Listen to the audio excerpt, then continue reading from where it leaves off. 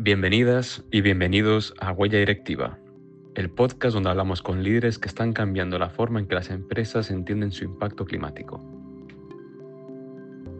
Este episodio está patrocinado por AirCO2, el software de huella de carbono líder en América Latina y Europa que convierte los datos en acción, calcula automáticamente tus emisiones, cumple con la regulación y comunica tu impacto sin dolores de cabeza.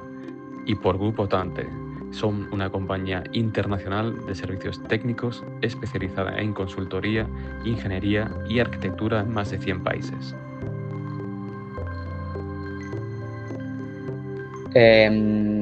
Con Jimena vamos a hablar de métricas, de decisiones difíciles y de cómo aterrizar la sostenibilidad en el día a día de cualquier empresa. En este primer bloque, que denominamos el origen del compromiso, nos gustaría, Jimena, que nos contases cómo llegas al mundo de la sostenibilidad y si fue una decisión profesional o más bien una evolución personal. Hola, mucho gusto, qué gusto verlos. Gracias por esta invitación a platicar.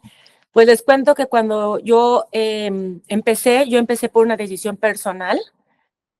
A mí me apasionaba la filantropía empresarial, que no estaba pues ni regulada ni era una actividad meramente profesional, sino se veía más como buenas acciones.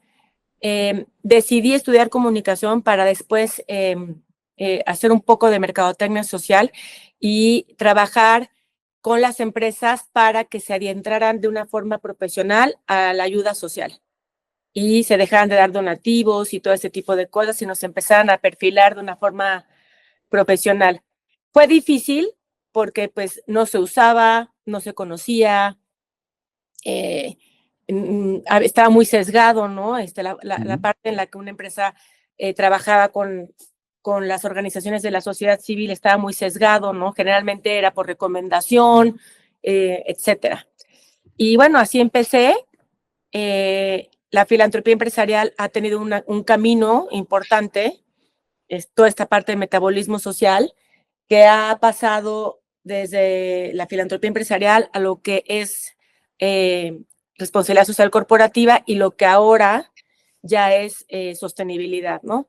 Toda esa transición, pues me ha tocado a mí vivirla a través de 25 años, ejecutarla de forma profesional y ahora que ya es un tema profesional, que ya tiene academia, que ya un valor curricular, bueno, pues entonces ya hice una maestría y me fui actualizando conforme también se fue actualizando esta profesión. Muy bien. Y cuéntanos, ¿qué te llevó a crear ESG México, ¿no? ¿Qué hueco, tanto tú como tu equipo, visteis, qué oportunidades o qué huecos encontrasteis en el mercado mexicano? Mira, yo creo que primero fue una decisión personal antes de pensar en la oportunidad de mercado. Yo llevaba 12 años en Grupo México. Yo hice la fundación de Grupo México, la constituí y creé cada uno de los proyectos que ahí estaban. La verdad me fue muy bien. Tuve mucho reconocimiento en lo que hice, obviamente por el soporte que la empresa también le daba el empuje a cada uno de los proyectos. Fueron proyectos muy innovadores. Crecí mucho y después de 12 años, se conjuntó también con esta parte de vida personal, de que mi hijo iba a terminar la preparatoria y necesité un poco más de tiempo para mí, según yo, porque ahora creo que tengo menos tiempo, un poco de tiempo para mí, y moverme de esta parte tan corporativa, y pues es lo que sé hacer yo. Entonces, tengo un nombre posicionado, he hecho proyectos de éxito y de reconocimiento, y decidí hacer mi consultoría. A la par, esto fue poquito antes de la pandemia, meses, a la par, el tema de sostenibilidad empezó a tomar más fuerza y creo que eso hizo que la agencia funcione mejor, pero en realidad fue una decisión personal. Muy bien, muy interesante. Sí, lo del tiempo ya lo hemos escuchado más veces. No se sabe si uno al final, cuando toma esta decisión, tiene más tiempo o tiene menos tiempo, ¿verdad? Es menos tiempo. Yo me equivoqué. La única Sí. diferencia es que puedo planear mis vacaciones. Sí, me suena también. Pues Ahí yo no, no, ¿eh? pero A mí me hace envidia, Jimena. Yo no soy capaz, o sea, de hecho al revés, creo que cada vez tengo menos capacidad de planificarlas porque aparte me voy y sigue sonando el teléfono y cometí un Ya. error hace años, que es que nunca tuve un teléfono de trabajo y uno personal, entonces nunca se acaba. O sea, tengo que aprender de ti, Jimena. no, tampoco acaba tanto porque regresas y estás lleno de cosas y la diferencia que yo más noto es que antes la gente venía a mí, que es importante señalarlo, o sea, y cuando tú emprendes, pues tú vas a buscar al cliente. Entonces tú dispones Efectivamente. del tiempo del cliente, de todo, de Sí, donde sí. esté. Entonces, Sí, básicamente, me parece buena reflexión. Bueno, y tú que conoces muy bien y llevas muchos años trabajando en el entorno local, en México, ¿cómo crees que ha cambiado la percepción de los empresarios mexicanos con la adopción de los criterios ESG? ¿Cómo ha sido esta evolución durante estos últimos años? híjole, esa creo que es una pregunta como muy difícil de contestar. No creo que haya cambiado mucho. Más bien se están viendo obligados Ya. a empezar a implementar sostenibilidad y los criterios ESG, pero sin adentrarse, sin familiarizarse en lo que es y sobre todo, lo más grave, sin profesionalizarse. Entonces, de repente se ven con esta necesidad, tienen esta vacante, ponen a cualquier persona, generalmente de mercadotecnia o recursos humanos, sin que haya una academia atrás, que me parece absurdo, porque si tú tuvieras una vacante, por ejemplo, en el área jurídica, buscarías a un abogado, ¿no? O en la área de administración a un contador o un financiero, no sé. Aquí no, le llaman mal, le llaman sustentabilidad, ¿no? Que existe, pero está más enfocado al medio ambiente, la parte de Sí. sostenibilidad es lo que abarca ESG, entonces también está mal. Hay directores que se llaman, soy directores de sustentabilidad, digo, ni siquiera saben cómo se dice, ¿no? Es, los miembros del consejo, ¿no? Esta parte, pues que también a mí me ayudó mucho en mi formación para miembro del consejo, pues tampoco son con expertise en sostenibilidad, ¿no? Se les ocurre poner a alguien que hizo algo en no sé dónde. O sea, todo sigue siendo muy poco profesional.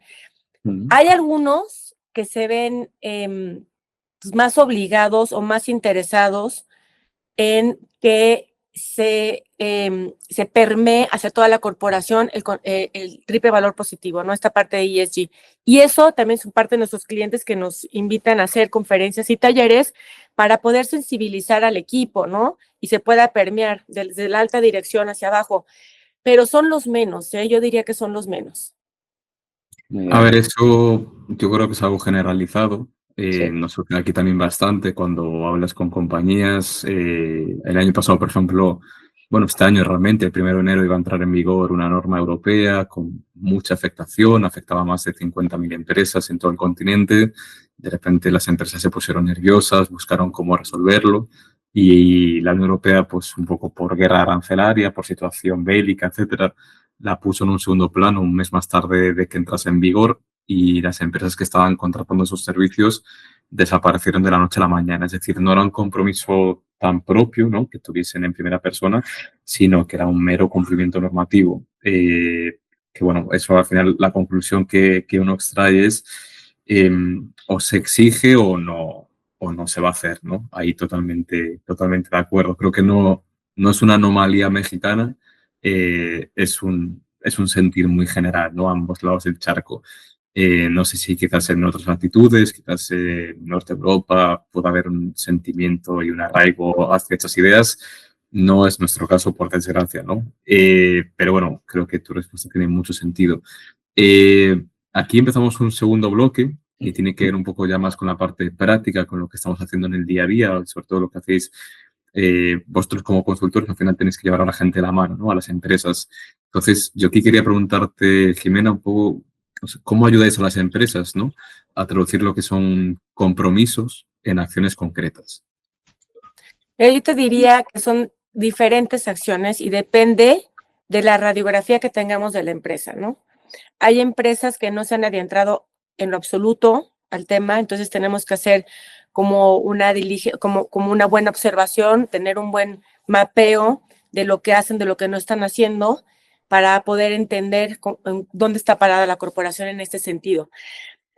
Generalmente ya hay muchas acciones que hacen que no saben qué están haciendo, y lo que tenemos que hacer ahí nada más es como ordenarlo y ponerle KPIs para poder evaluarlo y hacer un ejercicio anual final.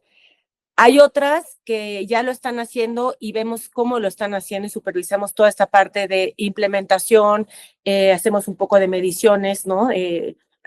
Ambientales y sociales con KPIs para ver cómo lo están haciendo y poder hacer los ajustes. Hay otras en las que nada más revisamos todo el ejercicio anual y hacemos el reporte de sostenibilidad.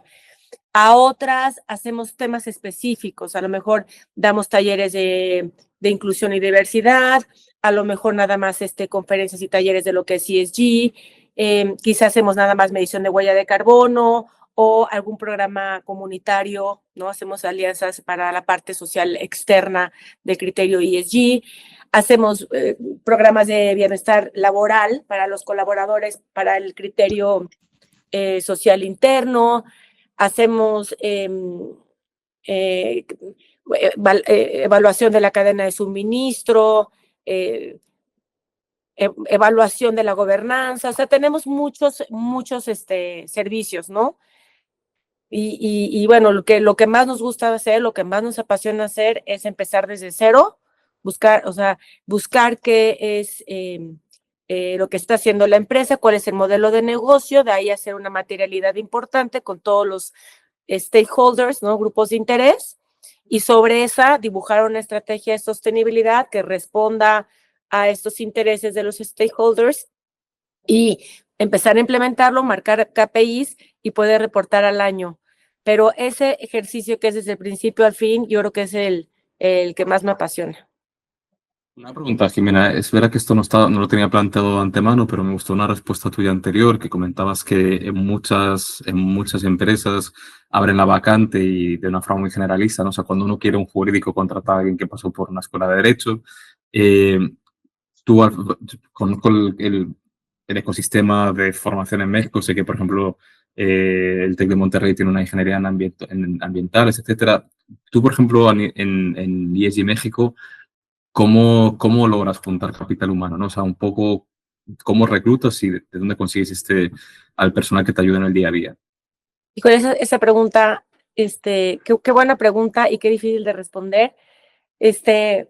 Voy a echar aquí mi comercial, que a lo mejor empezó a dar clases también yo en la Ibero, porque justamente no existe esta capacitación. En la universidad, y no quiero decirlo mala onda, pero pues es lo que pienso, en la Universidad de Anáhuac, quien lo da es el CEMEFI, que es juez y parte, ¿no? Entonces, como que ni siquiera el claustro docente es como algo que esté comprobado, rotado, estudian ahí y después dan clases ahí, entonces es como raro, ¿no? Entonces sí nos vemos tenemos un hándicap aquí, una tore, para poder reclutar al equipo, ¿no? Lo que hacemos nosotros es buscar perfiles que se puedan, pues, alinear a lo que estamos haciendo nosotros, independientemente de los ingenieros ambientales, que eso por lo más fácil. Y lo que hemos hecho es empezar a capacitarlos y certificarlos en diferentes cosas.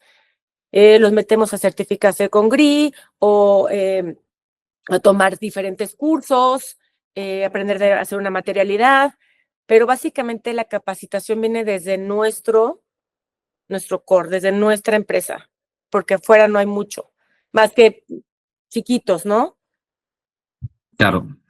Ahora sí, vuelvo un poco sobre el hilo. Perdón que me salí, pues que me gustó esa respuesta de antes y quería un poco ahondar en el tema. Quería preguntarte, volviendo a lo práctico, un poco en el día a día, cómo acompañas a empresas para superar, para avanzar en esta materia. ¿Cuáles son los errores más comunes? O sea, cuando una empresa, por ejemplo, quiere trabajar con ustedes o empieza a trabajar con ustedes y empiezan a implementar acciones para bueno, desembocar en impacto positivo en ESG, ¿qué errores son más habituales? Quitando la parte del capital humano y los perfiles, que ya hemos visto que es una cuestión habitual, pero ¿qué otros errores hay comunes? A lo mejor infrafinanciación, a lo mejor dejadez. Doy pistas de cosas que yo veo en España, por ejemplo. Pues yo creo que está muy pegado a la falta de conocimiento, porque nosotros lo que más nos atoramos es en poder avanzar en todo, desde el principio hasta el final, implementación o en KPIs, en resultados, por la falta de interés y de conocimiento. Ese es nuestro mayor, de verdad, nuestro mayor problema. Siempre todo es hasta el final. Por ejemplo, tenemos ahí un cliente que vamos a empezar a hacer la materialidad o vamos a empezar a mostrar los resultados para empezarlo a implementar. Son los últimos en que te dan una reunión, no les interesa, ponen a la otra persona. Nos hemos tardado hasta 2 meses en que alguien, a pesar de que lo están pagando, o sea, ojo, o sea, Claro, esa es la parte divertida, porque si fuera un programa público gratis, que te da igual, no te pesa, pero si ya No. lo has contratado y pues es raro. o sea, tenemos clientes que hemos quedado en fechas específicas para armar el comité de sostenibilidad, hacer como la orden del día para poderlo formalizar, quiénes van a estar. Y quedamos en fecha específica y pasan 2 meses y, no hemos podido, es que no sé qué, ¿no? Ese yo creo que es con lo que más batallamos y también con la actitud. O sea, a veces siento que es que es todo mezclado con esta parte de desconocimiento, genera incomodidad para ciertas personas que las ponen ahí, no saben, entonces nos contratan a nosotros para poderlos ayudar y a la vez hay resistencia por parte de estas personas, ¿no? Como que hay mucha resistencia. Y a mí me parece que debería esta parte de cambiar. Yo creo que si tú tienes esta oportunidad de adentrarte a este mundo y tienes a unas consultoras, una agencia que te está ayudando a encaminarte, pues yo lo exprimiría todo el jugo posible, ¿no? O sea, le sacaría todo el provecho a esas consultoras para poder después hacer mi trabajo espectacularmente bien y sobre todo por aprender y apasionarme por este tema. Y me A parece ver, que lo ven como una carga. O sea, ahora yo, yo me tengo que encargar de esto. Yo me encargo de recursos humanos y me pusieron esto. A ver qué traen estas. A ver cuándo las veo. Así como complicado. a ver, me recuerda mucho a una situación, por ejemplo, en España desde el 2013 más o menos, que se reformuló el Código Penal y las empresas si tenían un programa interno de cumplimiento normativo, en caso de que hubiese algún escándalo, pues digamos que la empresa más o menos se puede librar porque dice, oye, yo tenía un cauce para que eso no sucediese. Pasó, pero yo te lo prometo que tenía un programa para que no sucediese.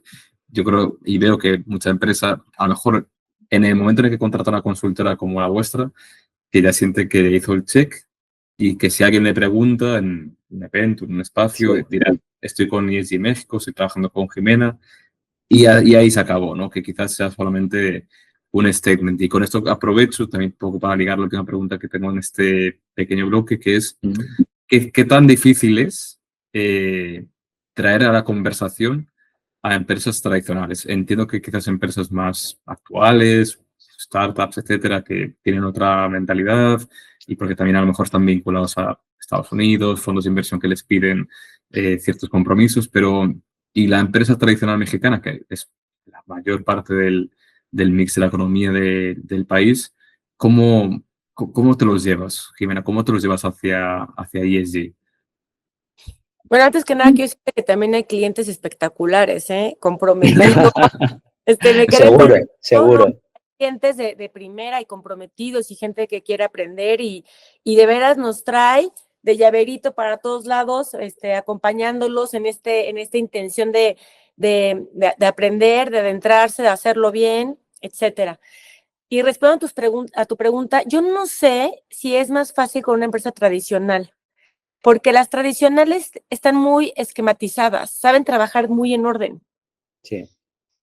Y creo que las pymes y las más chicas y las nuevas y las emprendedoras y de gente más joven no están acostumbradas a trabajar en el mismo orden. Y yo creo que estoy aquí ventilando mi edad, ¿no?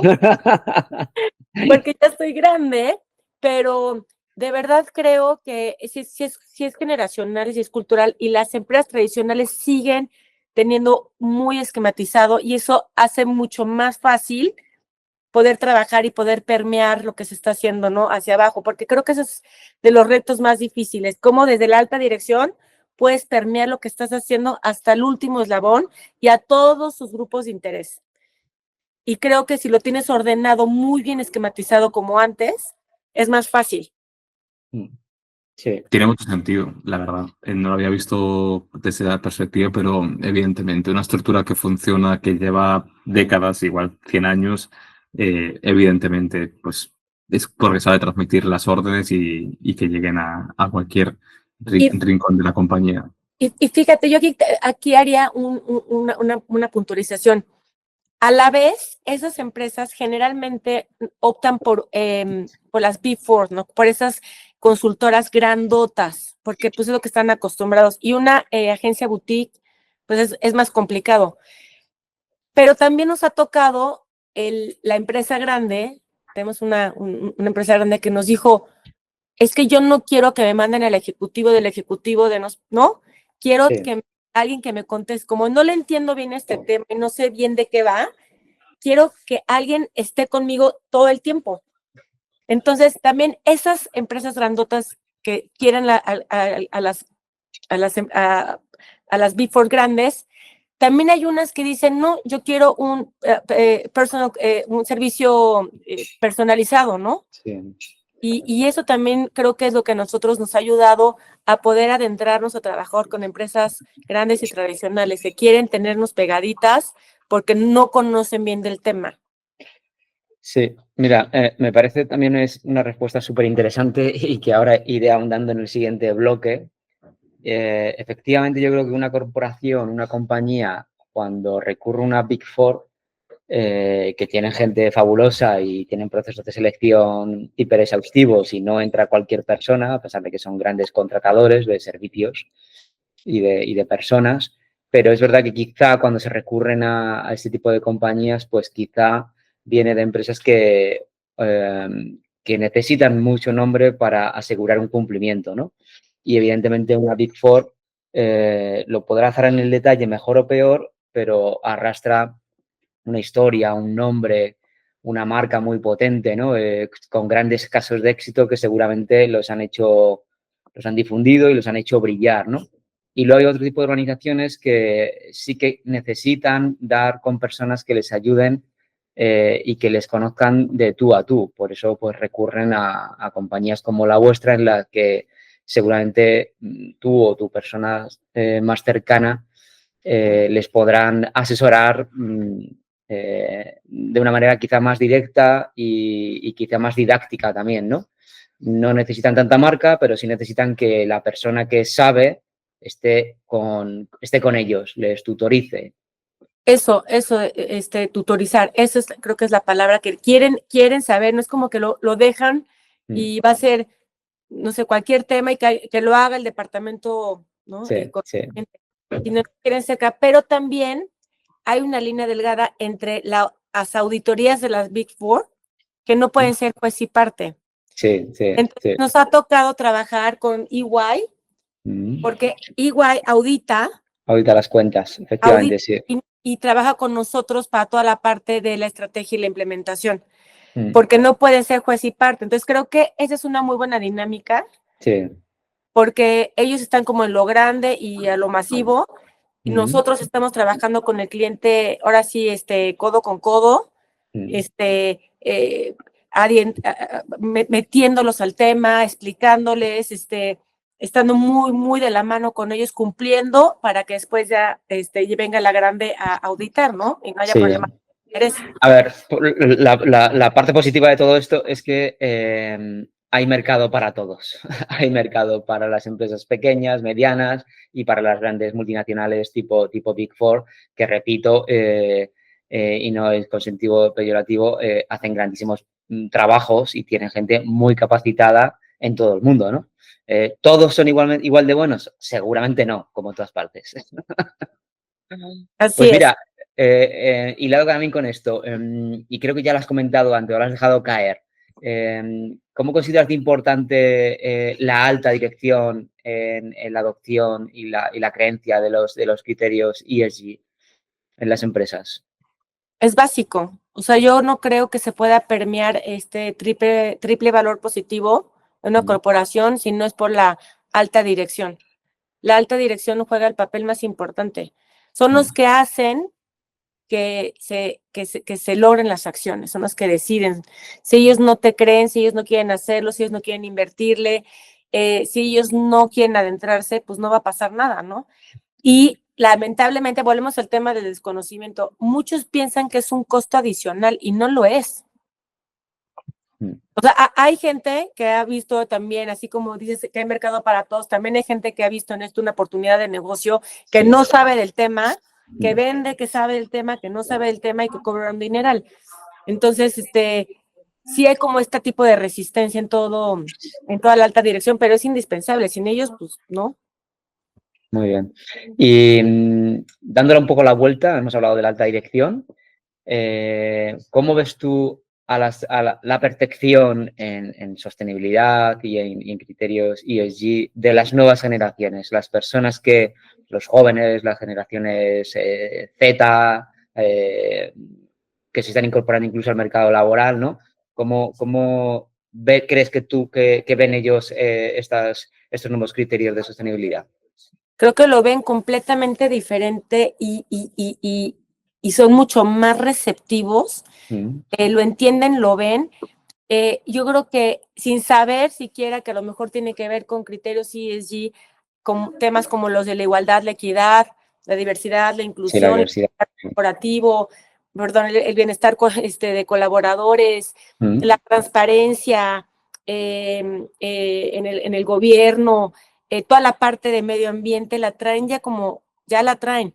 Entonces, Sí. cuando les explicas a estos chavos, a estas nuevas generaciones qué es, lo entienden rapidísimo, porque sí, entienden lo que es una huella de carbono, entienden lo que es el cambio climático, entienden que tienes que tener operaciones limpias y amigables con el medio ambiente, entienden que no puedes discriminar a alguien por su condición ni física, ni social, ni de etnia, ni de género, ni de nada, que no puedes tener una persona trabajando no sé cuántas horas, oyes a estos chavos que ya empiezan a decir de estas cadenas chinas que tienen estos chismes de que explotan a la gente y se enojan y no les gusta, o los actos de corrupción, o los escándalos de que tal marca dijo que no contamina, ya están mucho más adentrados. Absolutamente. Les gusta y creo que, bueno, estoy encantada empezando a participar con ellos en esta parte de la docencia, que yo no he tenido la experiencia, pero sí es mucho más fácil que lo entiendan, que lo hagan, que crean que es importante. O sea, no visualizan que una empresa no lo haga. Es que todavía hay un sobrecoste, ¿no? O sea, sí hay todavía, sí está. Lo hay. Y hay que asumirlo. Creo que a la hora de implementar en una empresa la sostenibilidad, o sea, en cada uno de los criterios, creo que eso no implica una inversión importante, que les asusta mucho. Sin embargo, emprender un proyecto completamente sostenible como sí implica pues mucho dinero. Sí. Y tiene que meterle, por ejemplo, Patagonia, creo que lo ha logrado bastante bien. Es el referente, sin duda. Patagonia lo ha hecho bastante bien, pero también tuvo sus años, o sea, no fue de la noche a la mañana, ¿no? No sé qué tan nueva es esta marca, pero va a tener que ver la noche antes de ver el día, ¿no? Seguramente sí. Seguramente sí, entonces, pues sí, no es fácil y no es barato, no es fácil y no es barato, no. Sí. Pero va a llegar un momento en el que va a haber más competencia y los costos van a disminuir. Cuando haya más marcas como esa, se van a ya las hay. Es cierto que la moda retail es un sector súper complejo, muy, muy complejo.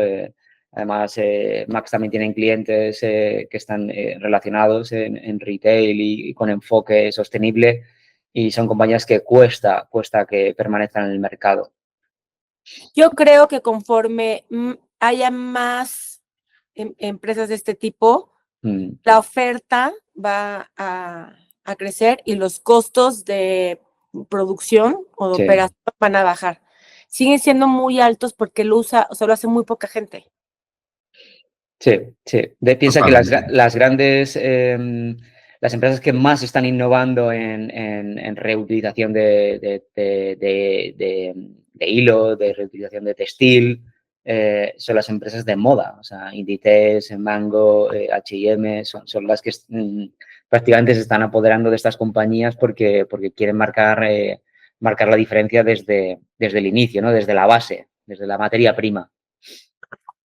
Sí, pero vuelvo a lo mismo, ¿no? Por ejemplo, esta marca que mencionaban que hace del plástico hacen los hilos. Sí.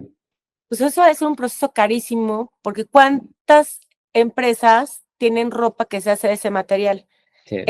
Y crece la cantidad de empresas que trabajen haciendo ese material, pues los costos van a disminuir. No es lo mismo fabricarle a una empresa que fabricarle a 300, ¿no? Sí. Eso creo.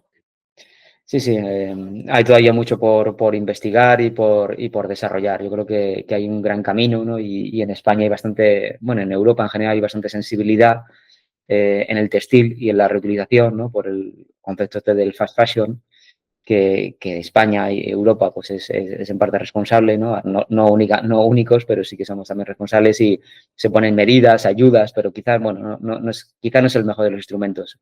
Yo fomentaría más otro tipo de acciones, más que la subvención o las ayudas. De acuerdo, estoy de acuerdo. Totalmente.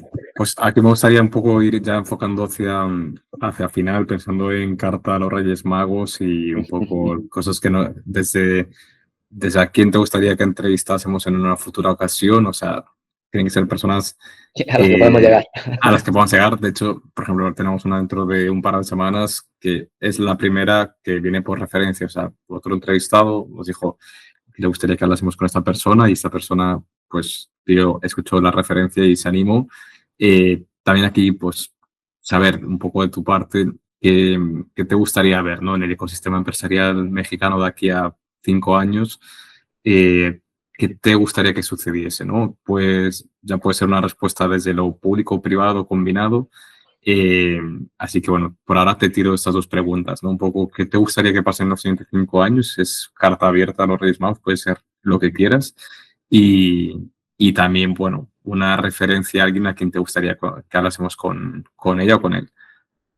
Mira, a mí lo que me gustaría sería que se profesionalizara la labor de la gente que ejecutamos sostenibilidad, que las empresas opten por contratar agencias con personal con experiencia, de verdad experiencia, ¿no? Comprobada con proyectos de éxito y academia, o sea, gente que esté realmente formada en esto. Eso creo como sería como mi sueño. Siento que hay mucha charlatanería alrededor de la sostenibilidad como profesionistas, ¿no? Sacas el certificado de GRI y ya eres experto, ¿no? O sacas y no eres. Entonces me encantaría que se profesionalizara y se le diera el mismo valor que se le da a cualquier otro profesional de cualquier otra carrera. Y me gustaría que la alta dirección optara por adentrarse a la cultura desde el fondo del triple valor positivo, entendiendo que no va a ser un gasto y haciéndolo, vuelvo a repetir, de una forma profesional, alineada a los criterios internacionales y a la buena práctica, con un comité real de sostenibilidad, con miembros dentro del consejo directivo o el consejo de administración, miembros independientes, expertos en esto, y que sí, que se alineara todo esto a un tema profesional y transparente. Y en cuanto a quién te recomendaría, bueno, te recomendaría que platicaran con mi socia, que la verdad hace un trabajo increíble. Ella pues, también estudió esto, tiene un MIT en sostenibilidad. Y también con Marisol Fernández, que es gallega. Marisol Fernández. Es gallega Si quieres, Máximo, te paso mi celular y te paso el contacto. Ella es un poco más grande que yo, ha trabajado en diferentes cosas, sí, siempre con una rama social, y se especializó hace como 2 años en Harvard en sostenibilidad también. Es Marisol Fernández de Galeca Consultoría. No está ahorita en ninguna consultoría. Se acaba de casar y no sé qué. Vale, es que hay una Marisol Fernández que tiene una consultora aquí en Galicia, una consultora chula que hace mucho de B Corp, etcétera, y aún la vi hace 3 días y dije, ostras, como sea la misma persona, el mundo sería muy, muy chiquito, pero vale. Pero ¿Marisol está en México o está en España? Marisol ahorita ya está en México. Marisol. Sí. Ella hace 2 años se fue a hacer la máster en Harvard y se casó, así que el chisme, se casó, se acaba de casar con un gringo. Anda. Y se regresaron a vivir a México. Y ella, pues, se acaba de casar y acaba de regresar, por eso no está. Creo que cuando acabó Harvard trabajó con Cemex en Nueva York. Algo hizo de Cemex en Nueva York. Espérate, quiero que tengo aquí. Y la verdad, sería padre que hablar. Creo que es una chava que tiene bastante que aportar. Pues nos la apuntamos. Marisol Fernández. Y además gallega. Aquí está Marisol Gallega Alonso. Fernández Alonso. Para que la busquen en LinkedIn. Vale. Pero sí, les doy mi teléfono y para que estemos en contacto. Y creo que va a ser muy interesante que hablen con ella y les mando su bio. Guay. No sé si, Max, si tienes mi teléfono. Creo que sí. Es que estoy viendo que tengo bastantes contactos con Marisol y me suena bastante que Es sé quién es. galleguísima. Se acaba de Sí, casar. sí. Fuimos a la boda. Es amiga de mi esposo del ITAM. Es amiga de mi esposo del ITAM. Es más grande que yo. Ella siempre se movió en Monte de Piedad y ha trabajado mucho en la parte social. Y ahorita como que lo quiso ya profesionalizar, lo que hablamos, ¿no? Justo el tema de lo que estamos tocando de pues la gente que lleva haciéndolo de una forma u otra desde hace tiempo, o a lo mejor nada más en la parte social ella, cómo se quiso profesionalizar y se puso a estudiar esto, ¿no? Sí que ha trabajado en Cemex, en la oficina de Nueva York, efectivamente, directora global de financiación para la acción climática. Sí. Es que yo creo que ya sé quién es. Y ha trabajado para la oficina económica de la embajada de España en México. Sí, creo que tiene un navío muy interesante. Sí. Y lo que más me gusta de ella es que se profesionalizó en esto. O sea, ha hecho cosas, o sea, a lo mejor no en la misma línea que yo, que siempre he hecho lo mismo. Ella ha hecho diferentes cosas, pero ya ahorita, o sea, esta parte del interés de me voy, lo hago profesional, me encanta de ella y creo que es muy buena y creo que van a poder hablar con ella muy padre. Qué bien. No, pues sí, muy interesante. Y mi socio también, la verdad, después de ahí, Perfecto. Servir. Vale, pues.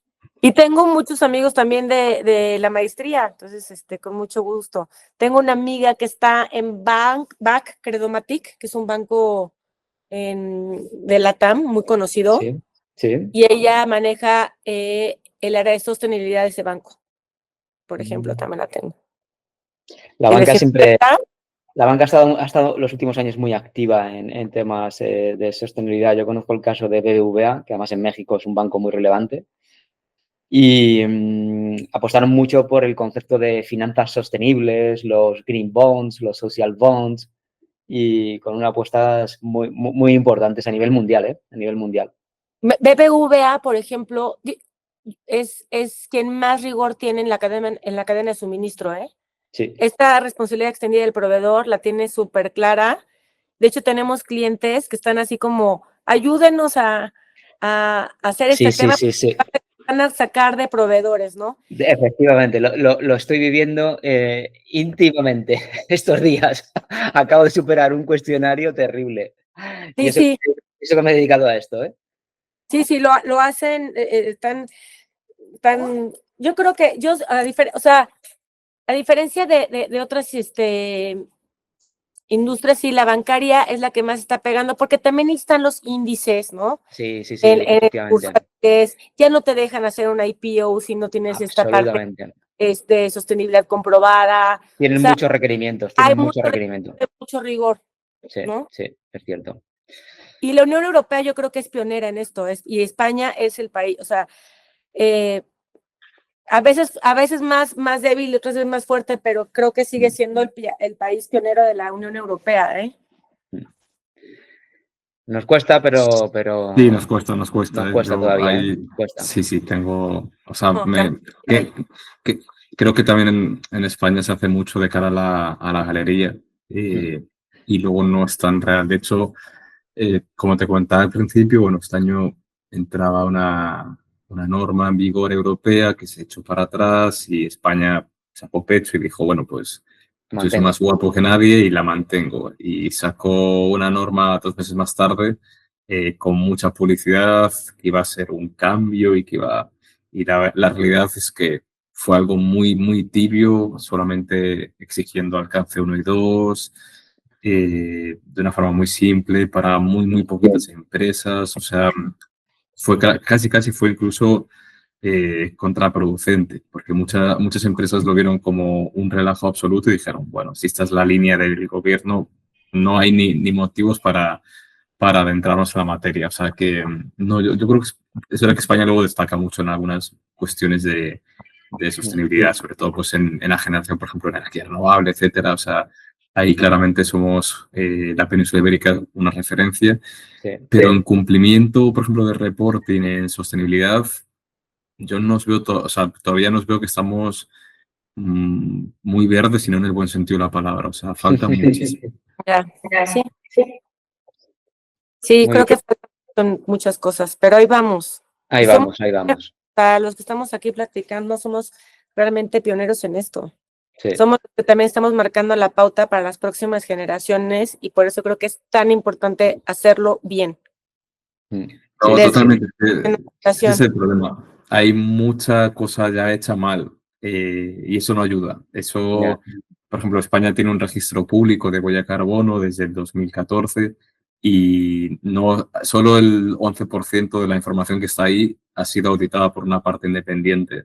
Hay una cantidad de información incorrecta ahí dentro, con o sin mala fe, pero Sí. incorrecta igualmente.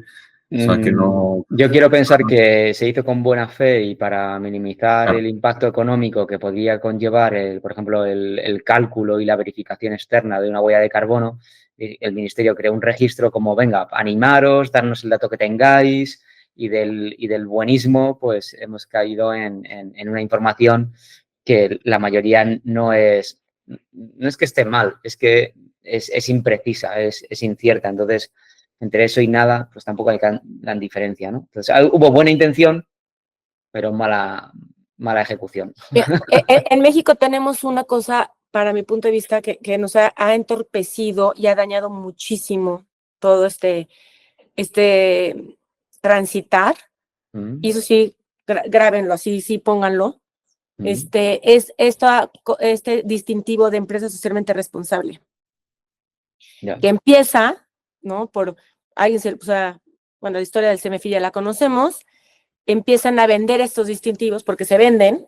O sea, Sí. no es como que te distinguen porque tú, o sea, una distinción, como yo lo entiendo, es, me distinguen por lo que ven en mí, por lo que estoy haciendo, ¿no? No porque yo pago para que me distingan. Entonces, para empezar, eso me hace una práctica terrible, ¿no? Y es un negocio, ¿no? Porque tenías el distintivo que lo pagabas de acuerdo al modelo de negocio, número de empleados, y después tenías a personas que eran los promotores, que pueden haber una persona que se dedicaba a hacer pasteles y de repente le fue mal y decidió ser promotora, y tenían que pagar el curso para promotores, que también costaba dinero, y la empresa pagarle a al promotor. Sí. Pero el punto es pura compra, ¿no?